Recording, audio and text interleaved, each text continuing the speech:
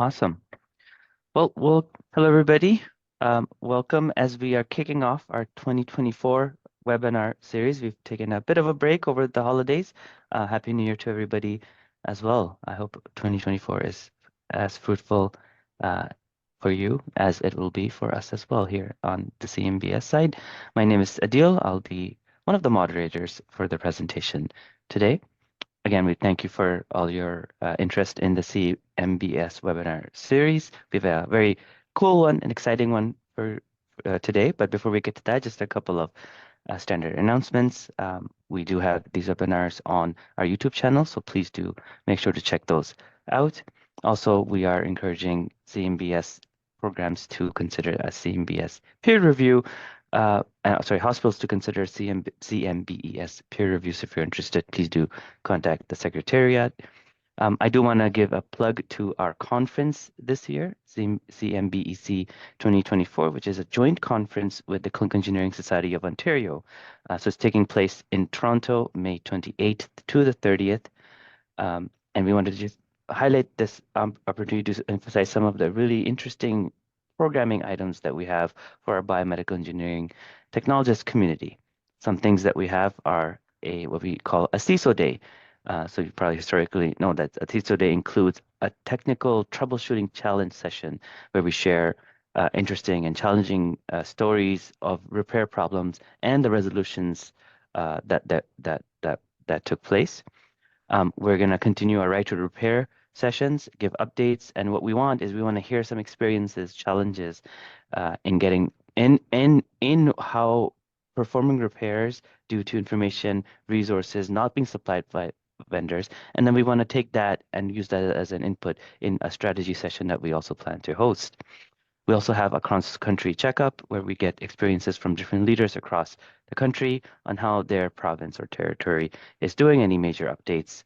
And obviously, we have tons of vendors that we have lined, and they'll be displaying sort of new products, new test equipment, parts that'll be there as well. And lastly, our continuing education stream has built a very fantastic program on different types of experiences you may able to get from an education perspective. So the registration for the conference is open. Please do go to cmbs.ca to register and see those details. Now, before I just hand it over to Michael, I just want to remind everybody that the webinar is going to be recorded. We will accept typed questions in the Q&A feature of Zoom, and we will ask those at the end of the webinar. And we will, so all questions will be, there won't be any verbal questions. It'll all be done to the Q&A feature. And to that, now I will ask Michael to please introduce our speaker and our webinar. Thank you. Yes, my name is Michael Barton. I'm the other half of the dynamic duo with Adil, leading our webinars. Very happy for you to join us today. And I actually want to reinforce what Adil was just saying. We have some fantastic recorded content on that YouTube channel. Hasn't disappeared. Wonderful episodes. Please feel free to go into that that repository and take a look at some of the great content. So we are very happy to have a return of Neil Thompson, who spoke with us a while ago now on how to have really effective communication for those of us maybe who are technically enabled, but not quite so verbally enabled, and just to optimize and really help set you up to achieve what you want to achieve and not struggle. I recall a bunch of really good tips that I've instituted in how I communicate now. Notice, Neil, that I haven't said once. Had my own little challenge with the Toastmasters. But just to remind folks, so Neil Thompson is joining us from San Diego. And he's an engineer, children's book author, and a teacher of geeks, just like us. The last one usually gets people's attention, of course, but he's the founder of, people might recall, of Teach the Geek. So working with engineers so that they can communicate more effectively, especially in front of non-technical audiences, really important for what we do, since we are a nexus of technology, clinical, business, et cetera, in the overall hospital environment. He received a bachelor's in materials engineering and master's in biomedical engineering followed by working as a product development engineer in the medical device industry. After one too many failed presentations in front of senior management, he decided that it was time to get better at public speaking, which he did. And he took everything he learned and turned it into an online course, Teach the Geek to Speak. So he now helps engineers like himself, as well as us, so they don't have to be sweaty messes in front of audiences. And we're very, very thankful for him to do that. So just as I turn the floor over to Neil, Adil and I will, of course, mute our screens and we'll only pop up, like, say, in the last 5 minutes. Neil, if you haven't already done so, if you could maybe flip your cursor over to the laser pointer, if possible, it allows people to follow a little bit better. And we'll monitor the Q&A. Please use the Q&A, not the chat, to ask your questions. If we can answer it as we go along, we'll type it in. If not, we'll just say, hey, wait for the session at the end.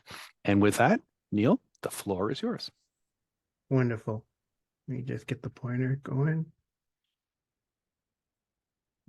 All right. Well, thank you for having me back. I was here on October 27th, 2021. So it's been a little over a couple of years since I presented to this group. So I'm really glad to be back.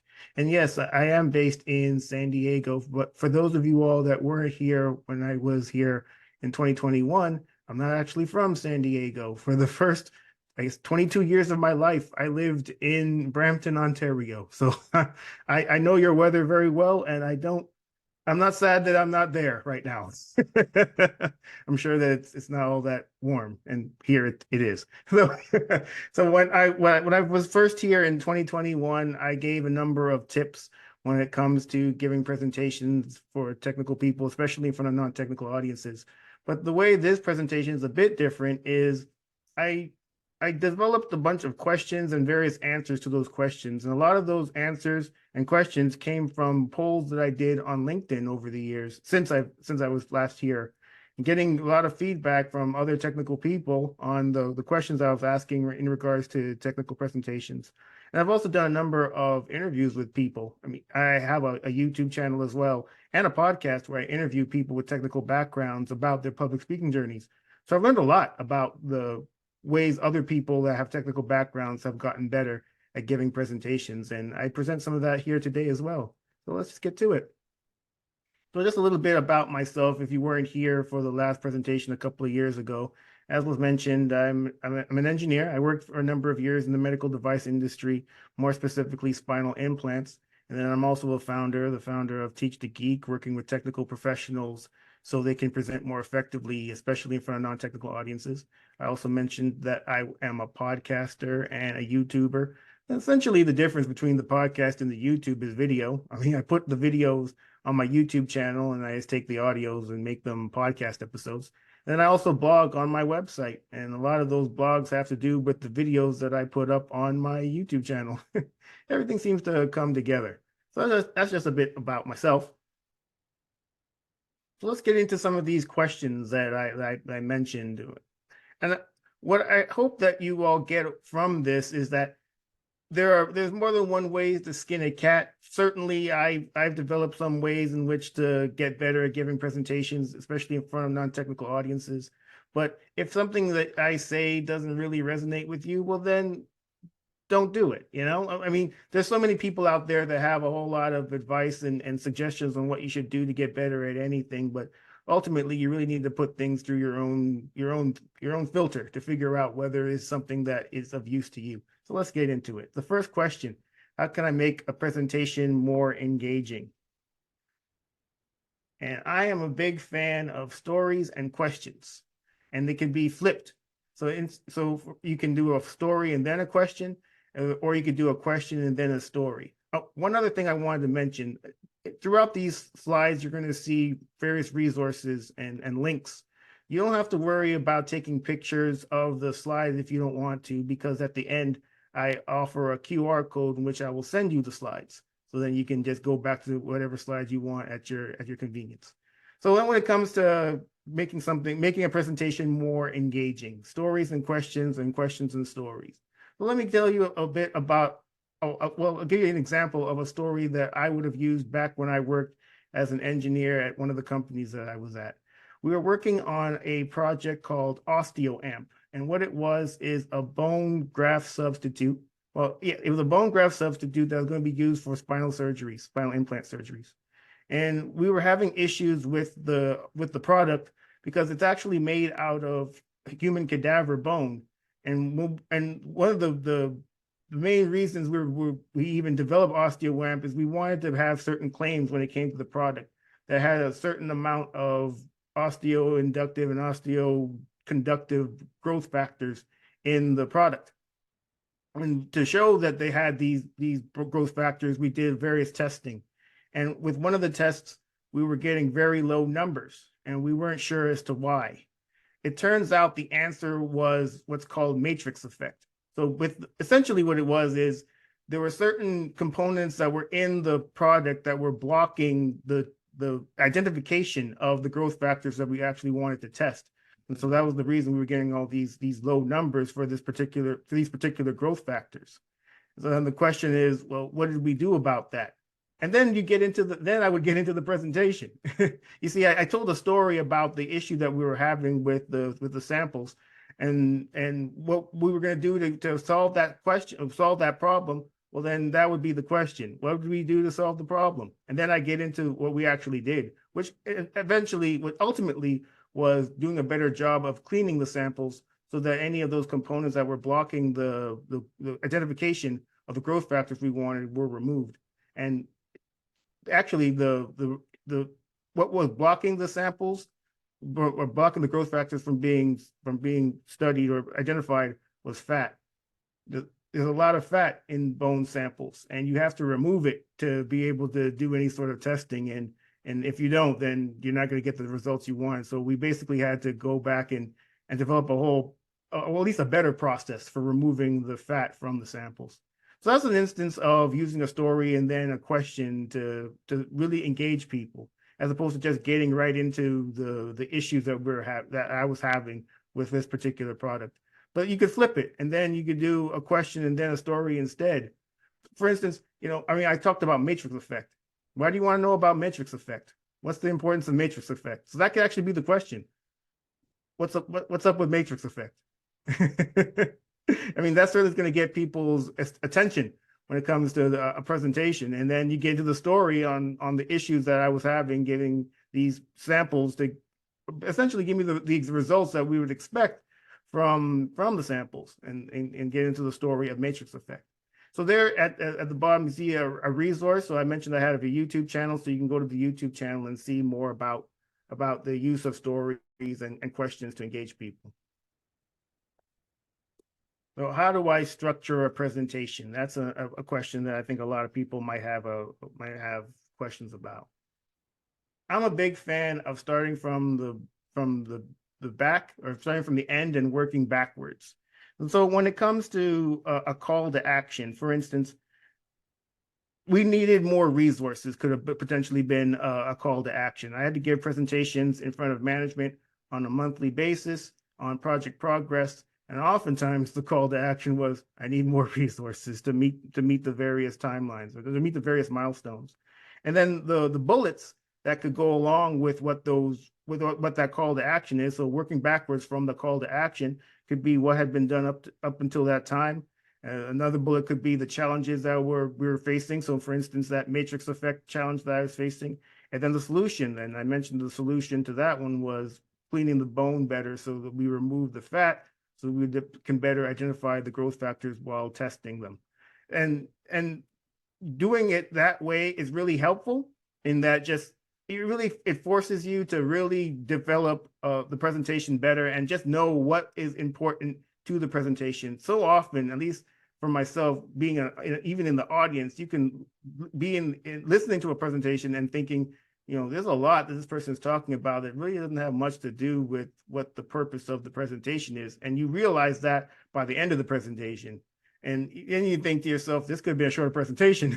And who doesn't want a shorter presentation? So that's why I'm a big fan of starting with that call to action, really figuring out what you want to convey to the people, the audience, and then developing bullets that will support that call to action. And then, of course, you can have that intro. I mentioned the intro could be a story and then a question, or it could be a question and then a story. And that's been really helpful in just getting a better sense of how to develop a presentation better. And I'm a firm believer in it, as opposed to starting from the beginning and going to the end.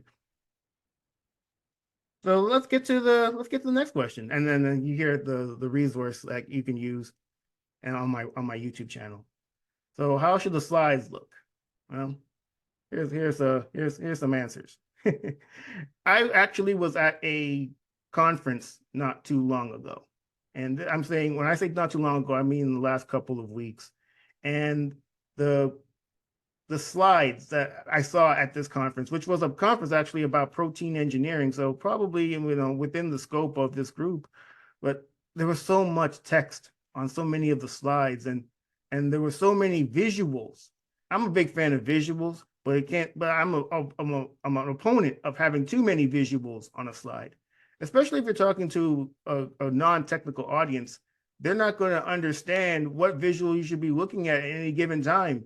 And if you have a whole lot of text, they're going to read the text, and then they may not even listen to what you have to say. I mean, this was basically what was happening while I was in the audience at this conference. I was reading a whole lot of text because they had a whole lot of text on the slides. And then on the slides where they had visuals, they had a whole lot of graphs on the slides, or a whole lot of tables. So it was really difficult to even know what graph or what table I should be looking at any given time. I mean, obviously the person who is the presenter knows, but they're not doing the best job of conveying that to the audience. And I know they weren't doing the best job because they weren't even looking at the audience. Many of these people who were presenting were looking at their slides. They were looking at the screen. So, and when you look at the screen, that means you're not looking at the people. And when you're not looking at the people, they're less likely to look at you, and they're more likely to do other things, which is what I ended up doing. It's like, what's going on in my emails? Oh, this person responded? Great, let me respond to them back. And now I'm responding to an email as opposed to listening to the presentation, which I'm sure that person spent quite a bit of time putting together. Another thing I want to mention about the slides is you want to make sure that the fonts are clear. There were so many instances where a presenter at this particular conference would say, oh, I know you can't read this, but it's like, well, if you know I can't read it, why is it on the slide? If it's not legible, leave it off the slide. It's frustrating because people will actually try to read it, realize they can't read it, then get frustrated, and then may not even listen to the rest of the presentation. I mentioned graphs and tables earlier, and not having too many of them on one slide. If you are to have a graph or a table, something visual on a slide, you want to give it a title that is useful. And when I say useful, I want that title, or the title should convey what you want the audience to take away from that graph or table. And I actually have an example of that on the next slide, this slide here. So if you see this pie chart, I mean, you see a bunch of numbers. What's the significance of all these numbers? Well, the title is more resources needed for product 5. So that's what you need. That's what a decision maker would want to know from this graph. Okay, I'm looking at this pie chart. So what does this mean to me? Oh, okay, you need more resources for product 5. I don't have to think too hard about what you actually need for this presentation. And that makes a big difference. I mean, I mentioned that I was in the audience listening to these presentations at this conference, but there's been many instances outside of that where I've been in presentations looking at slides thinking, what's the significance of this slide? And I'm another technical person, oftentimes listening to another technical person talk. I can only imagine how frustrating it must be for a non-technical person to be sitting there thinking, why am I looking at this graph or this chart right now? I had to give presentations in front of management on a monthly basis. These are very busy people. And not only did I have to give presentations in front of them on a monthly basis, other engineers had to give presentations in front of them too. It was a full day affair of these senior management people sitting in a conference room, listening to a bunch of engineers, one after the other, talk about their projects and project status. I can only imagine how frustrating it must have been sitting through these presentations thinking, what is the purpose of this? What exactly are you asking of me? I mean, what is the call to action? Why are you presenting these points? Why is this of importance to my department or to me specifically? And it makes it so much easier for people to actually listen and engage and just understand what you're trying to convey. It's not just a data dump. Next question. How do I approach speaking to mixed audiences? This is a question that I've actually gotten quite a bit because there's been multiple, I'm sure you've even dealt with instances in which there were very technical people in the audience, and then there were less than technical people in the audience, and then people in between. What do you do? How do you address all of them? Well, I'm not exactly sure you can, because I mean, the technical people are going to want to know a whole lot of the technical, may very well want to know a whole lot of the technical information. And then the non-technical people, they can't possibly take in all the technical information that the more technical people can take in, since they don't have that expertise. So I'm a big fan of breaking down the audience, if at all possible, by percentage. How many people in the audience are non-technical? How many people in the audience are technical? And perhaps you tailor your presentations that way. Even more specifically, I'm a big fan of tailoring your presentations to the decision makers. I had to give presentations in front of senior management, but there were other people in the audience too. Was it important for them to understand the presentation as much as the decision makers? Not likely, because ultimately the presentations I was giving was project status, and the decision makers have the authority to cancel projects. In fact, well, fun fact, the reason I even got better at giving presentations at all was because the project that I was working on, the project that I was actually brought into the company to do, was canceled. And I remember thinking, I'm out of a job. I'm done. Luckily, I was just moving on to other projects. But it really was that wake-up call that I needed to know that getting better at giving presentations, especially in front of non-technical decision makers, which most of the decision makers were, would probably be something that I wanted to get better at. And it certainly has boded well for me since that day, all those years ago, maybe 15 years ago now, that project got canceled. So ultimately, when it comes down to who do you tailor your presentations to, tailor it to the people who have the decision to cancel it. That's certainly what I would do.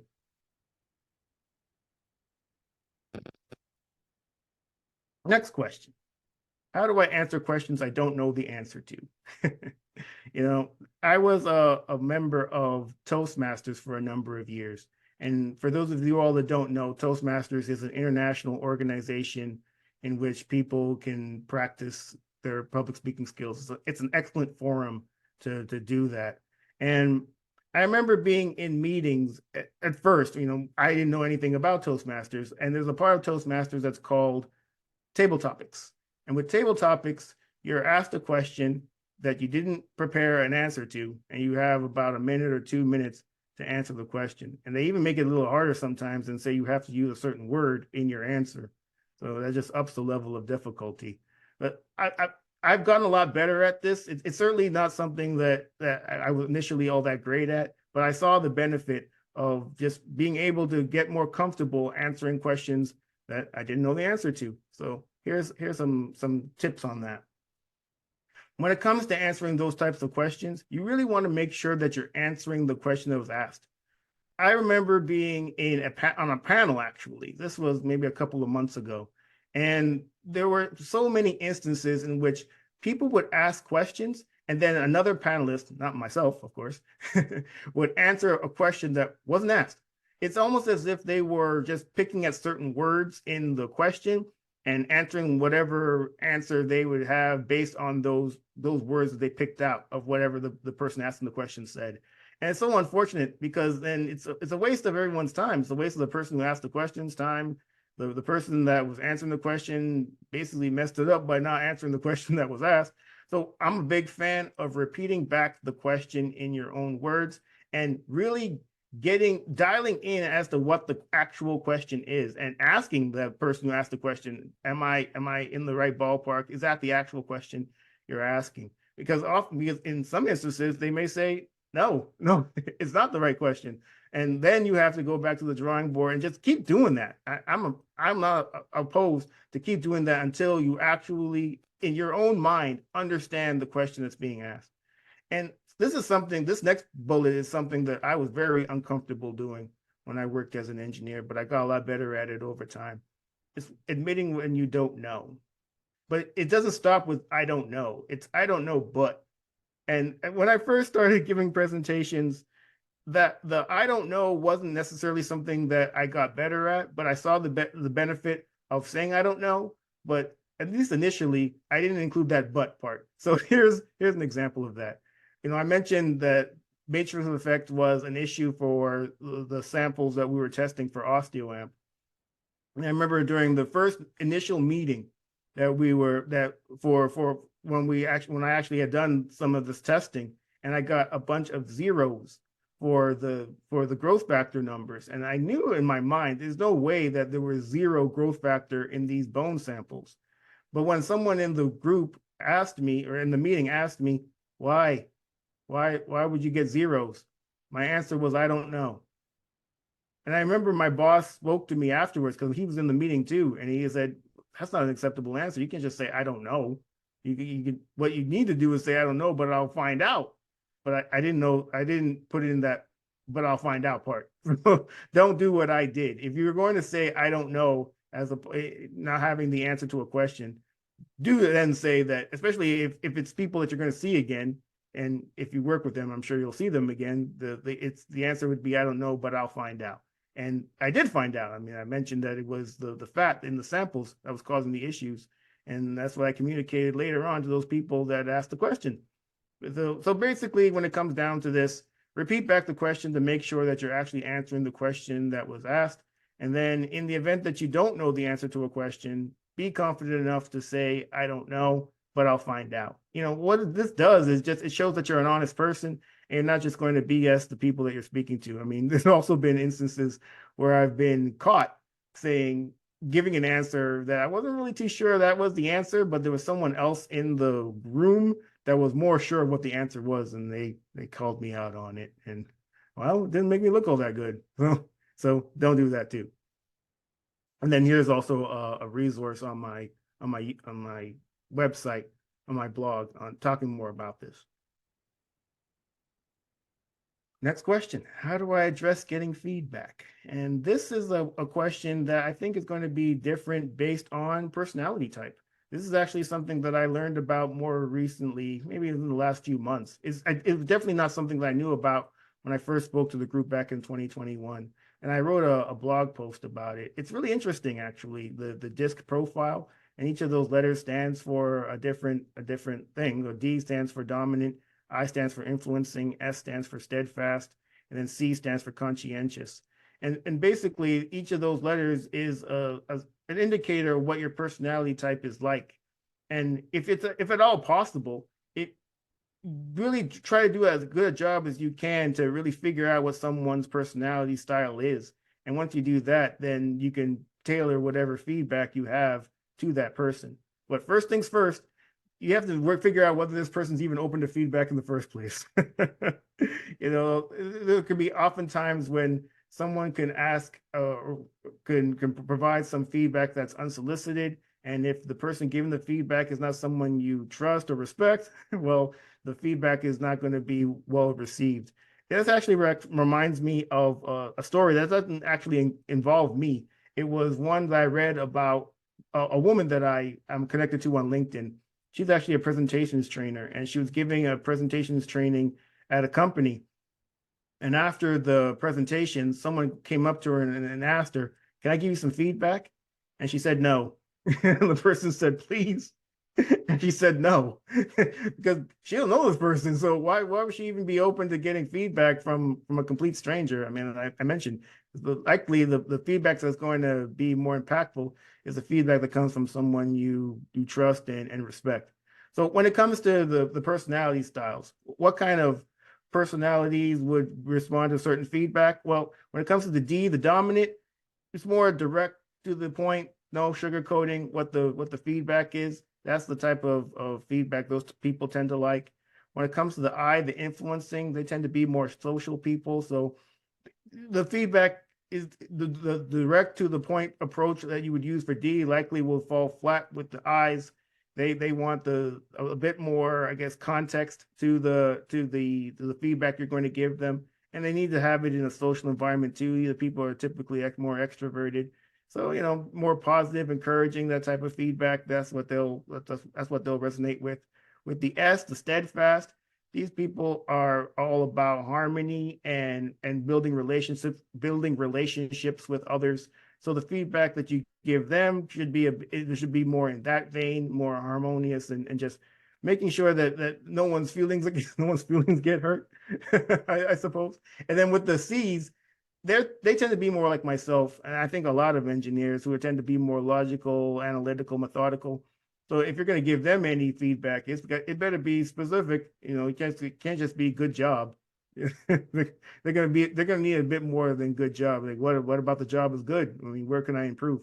So that's what really the disc profile comes into play when it comes to feedback. And I highly suggest doing more research if you at all care to on disc profile. I found it to be highly fascinating, and it just made me think of how I interact with others, and if I can try to interact with them based on their personality style as opposed to my own, because I figure if I try to tailor my communication with them based on their personality style, they'd be way more amenable to hear what I have to say, and especially when it comes to feedback.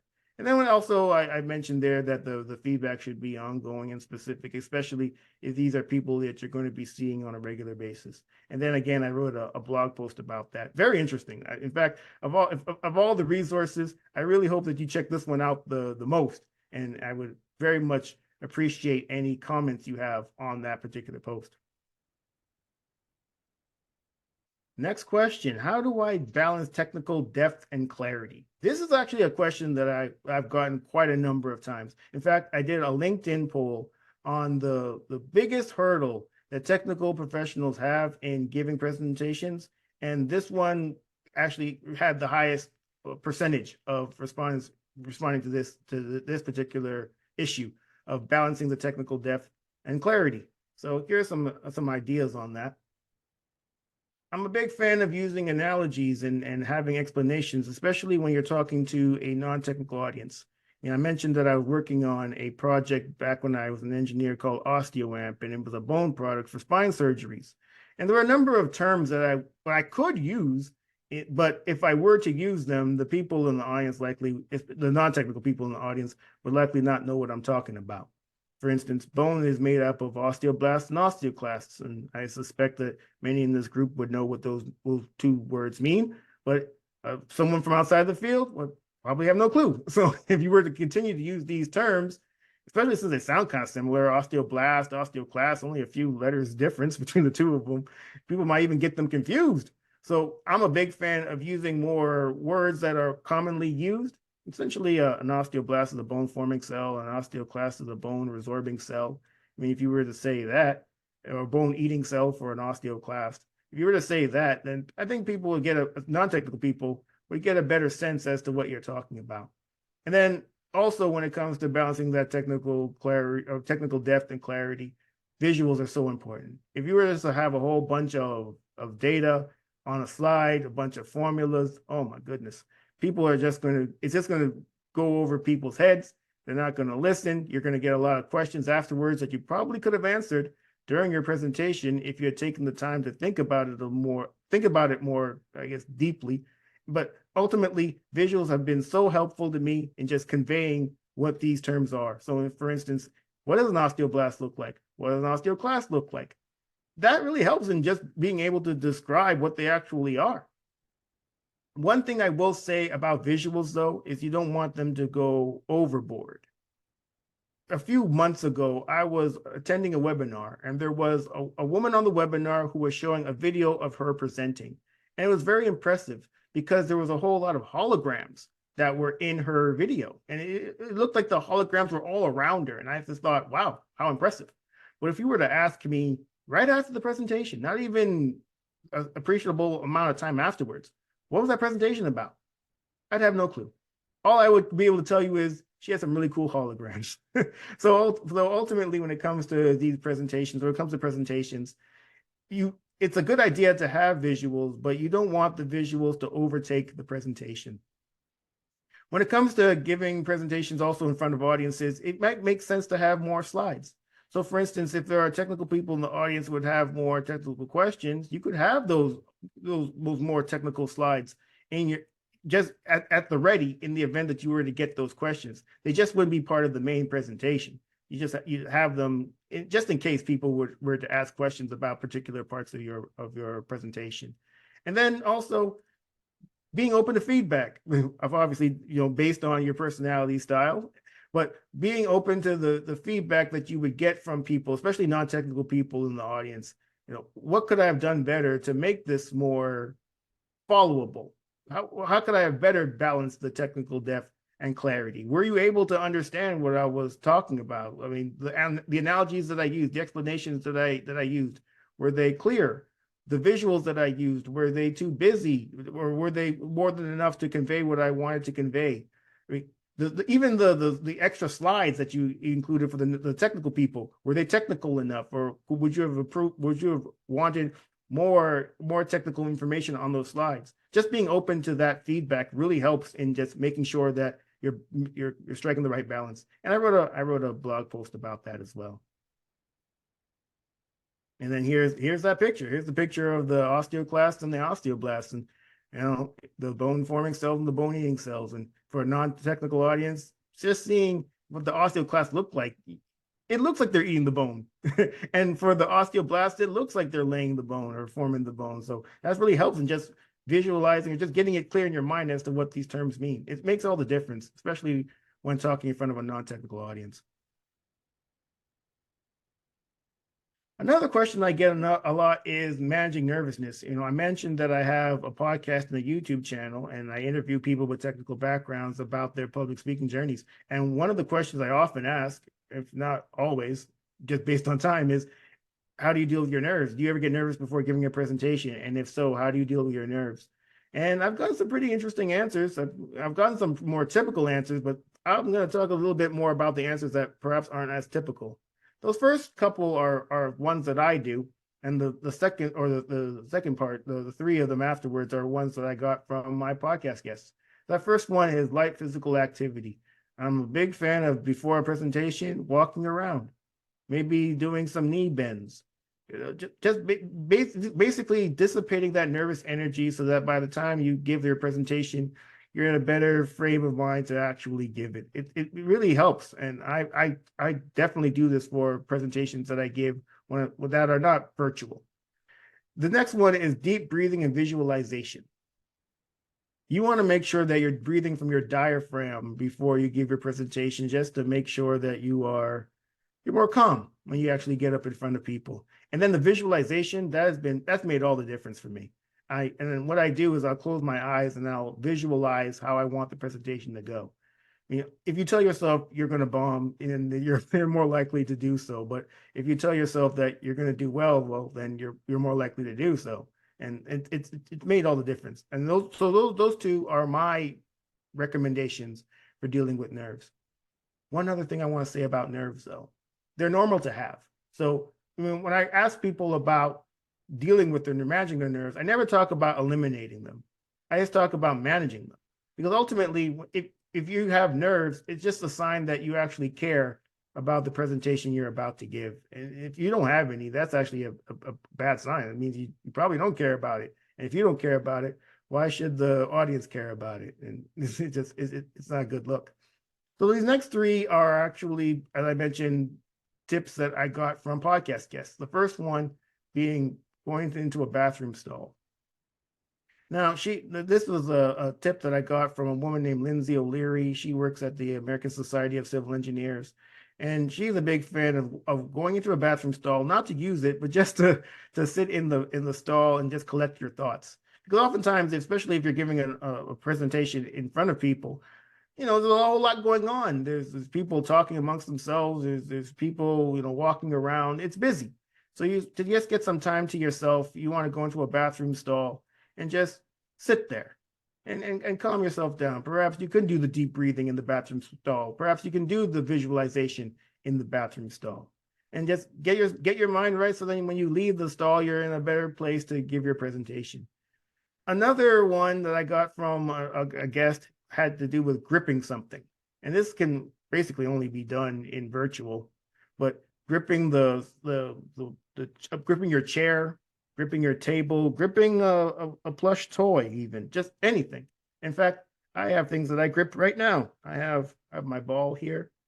I got another ball, a harder one. I got another one. These stress toys. I got a few of them, and I think they're really helpful in just kind of again, just sort of like when it comes to the light physical activity, just dissipating that nervous energy and getting it into the ball or the grip toy, as opposed to just letting it just sit there.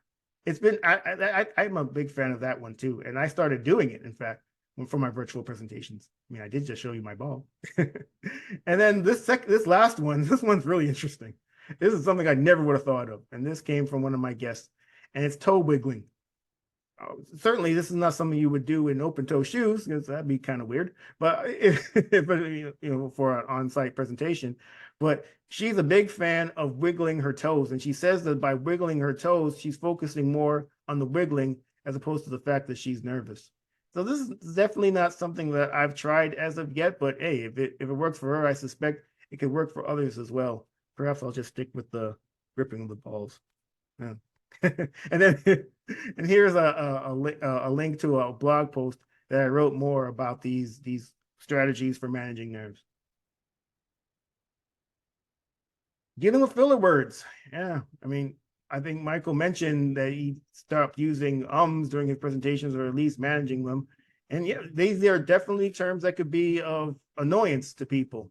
I may have mentioned this in the presentation I gave a couple of years ago, but I mentioned I have a podcast, and there was a guest that I had that used a lot of filler words, a lot of ums.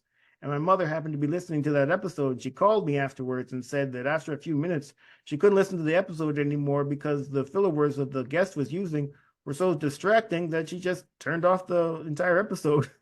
I just thought, well, that was a shame. I did a good job that day. But how can you deal with the filler words? So, like, words that a lot of times we use in our regular language. Well, you can do a few things. Firstly, to be able to even know that you're using filler words, you have to record yourself speaking. So either by audio or video, record yourself actually giving presentations and go back and listen to them, and you can even count how many ums and how many filler words you use during your presentation.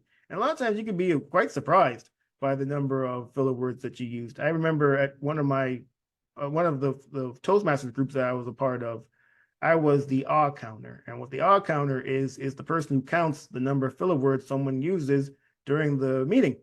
And there was one guy who did the table topics, and I was obviously counting his ahs and all his filler words.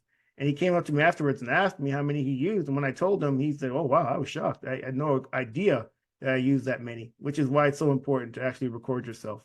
And then if you were going to record yourself, keep track of the amount of filler words you use, because you want to know if it's going down or not. And hopefully it is. I mean, it's very difficult to get better at things if you're not tracking any sort of progress. So, and also try to set goals for yourself. In the event that you used perhaps 50 filler words in one presentation, perhaps the goal next time is to use 45. And then after that, it's 40, and just try to get down and then see if you're actually meeting the goal. I think a lot of times when it comes to filler words, the reason we use them is because we're uncomfortable with the silence a pause would bring. But do that. When you feel a filler word coming on, pause instead, and then continue. People seem to be less bothered by pauses than they are by filler words. That's why I'm a big fan of pausing. And then one other thing, Udly.ai. It's a new app that's out there. I've used it a few times, and it's really helpful actually in tracking your filler words and also other aspects of speaking. So essentially how it works is you give a presentation, you speak, and then it provides a report afterwards as to the amount of filler words you used and other metrics that you could possibly use to get better at giving presentations. And there I have a resource on my YouTube channel. All right, so now you want to get better at you think you see the benefit of getting better at giving presentations. How can you actually get that experience doing so? Well, I mentioned Toastmasters, great forum for doing it. if at all, start a lunch and learn at your company where people can talk about what they're working on, and other people in the company to learn about what you do and what people in the other departments do as well. I find it's a great idea to just learn more about the company and what this company stands for and the various roles within the company. And then podcast guesting is great too. That's definitely something that I've written about.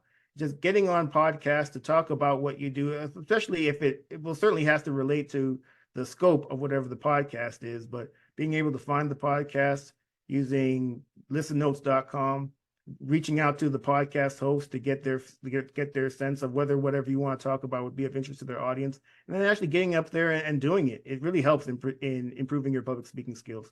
And I wrote a post about it, or I did a YouTube video about it. So anything else I want to cover? I mean, I did mention the importance of storytelling when it comes to giving presentations in front of technical audiences.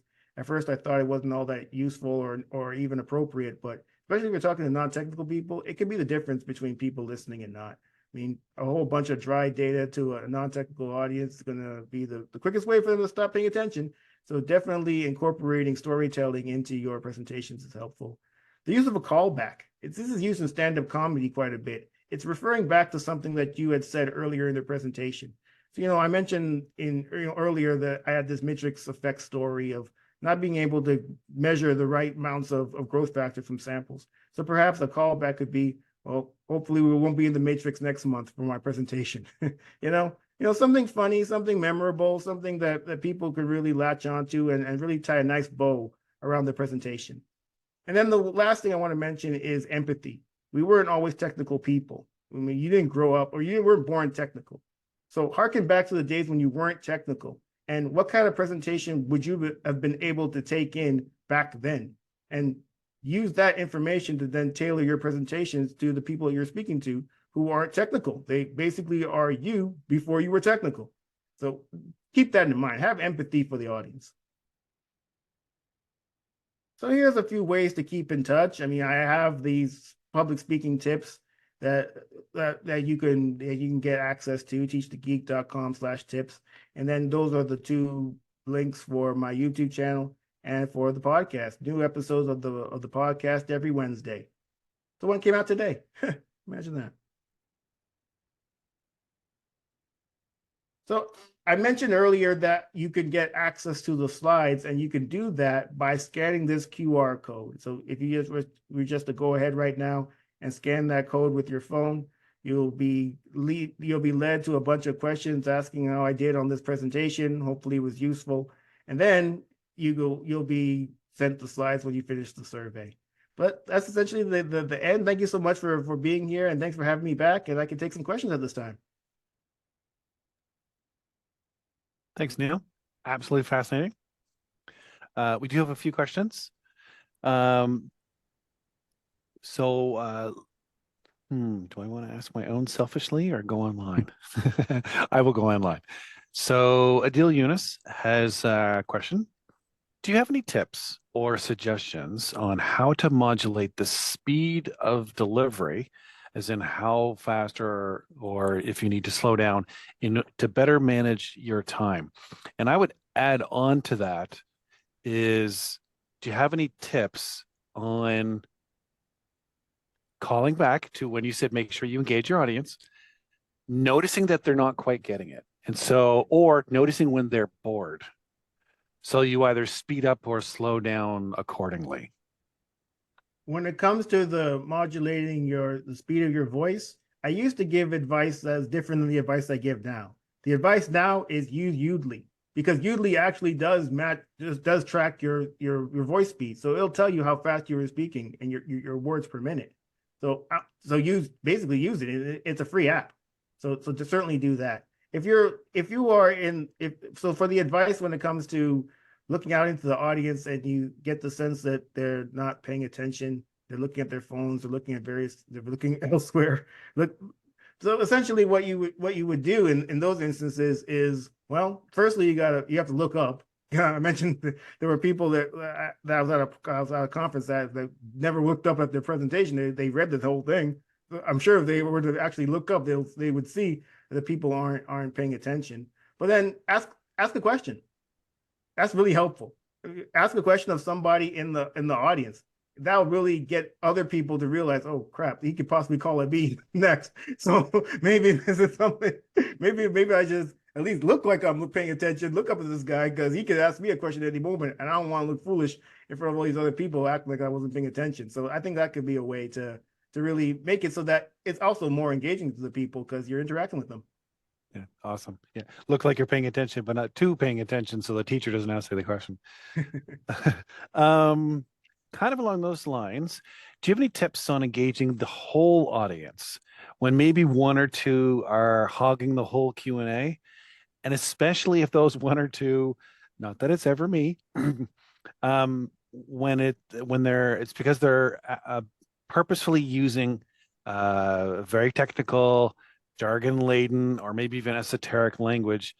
And unfortunately, we all have had presentations like this where the person is actually asking those questions not for getting the answer, but just to make themselves look good.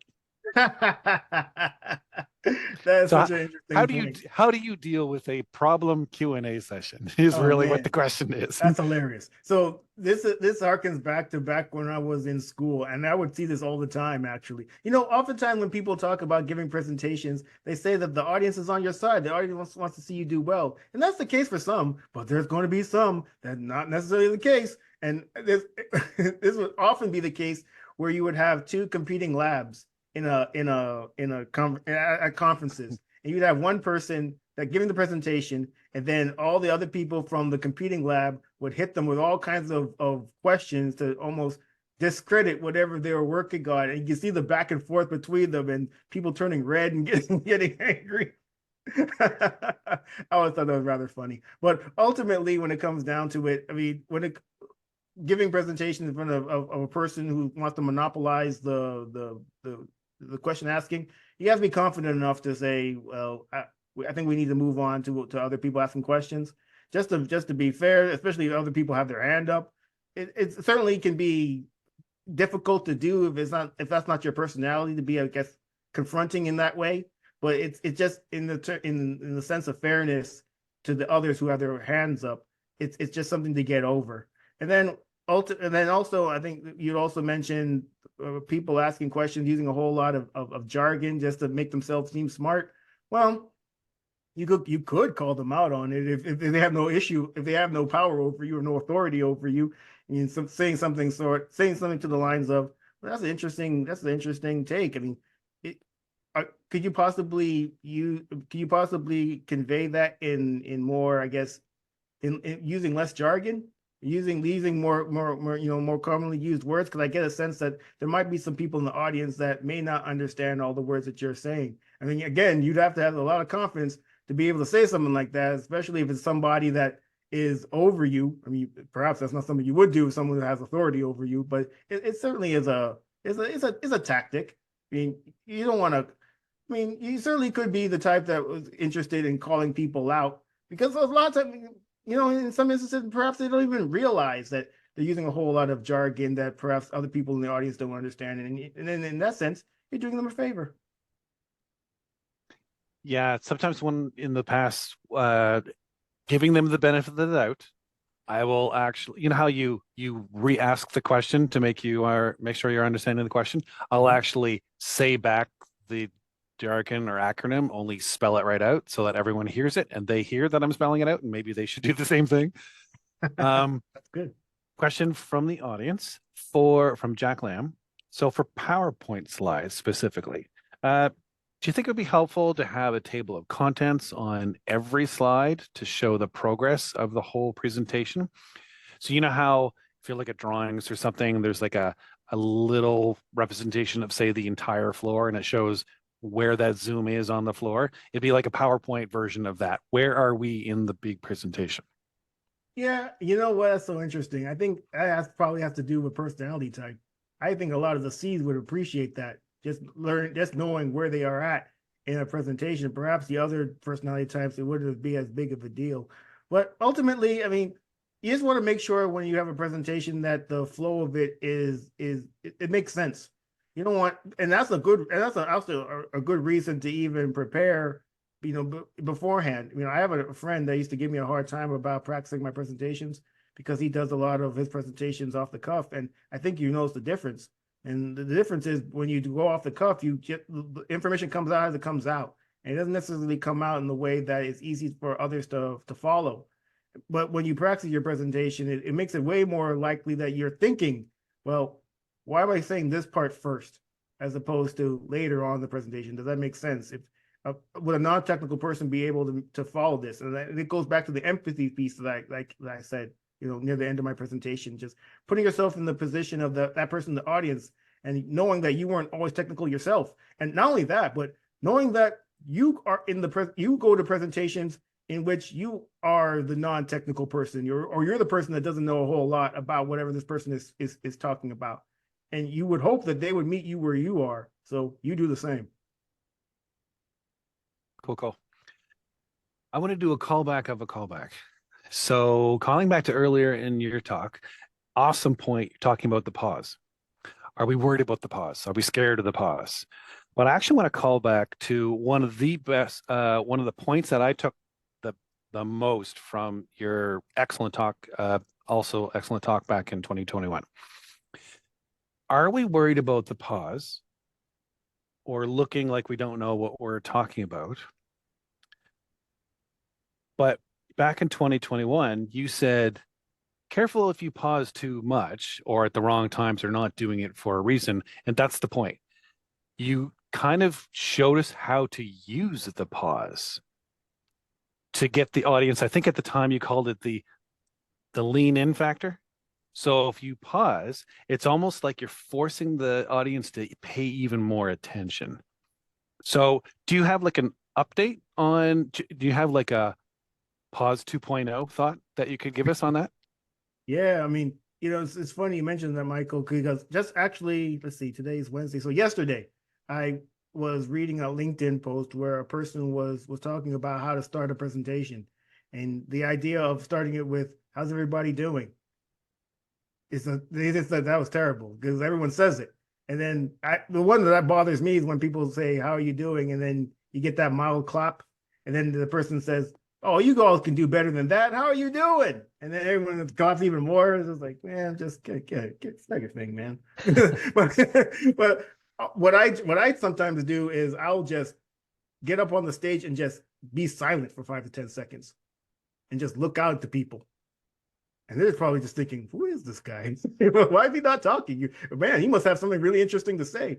And then I'll get into the presentation. But yeah, that whole pausing it can really be useful. But ultimately, when it comes to when you do it within the confines of a presentation, you've already started. I think it's a better substitute to pause as opposed to saying because then when you say and and so I think there's been a lot of studies that actually show that when you do that, people are either distracted or then they think that you don't know what you're talking about. Although I will say that I've also read some studies that say that by using filler words, it shows conscientiousness.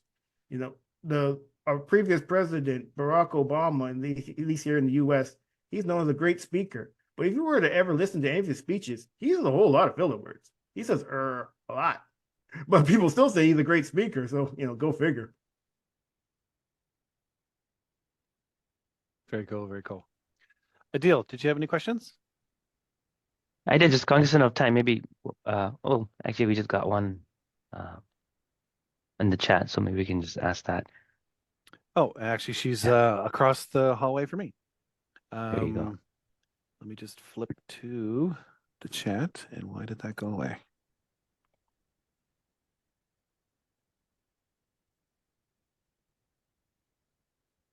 From Suzanne Sarai, how would you approach providing visuals and limiting text on presentations that involve technical standards or maybe long technical definitions where shortening or summarizing definitions may actually compromise the meaning?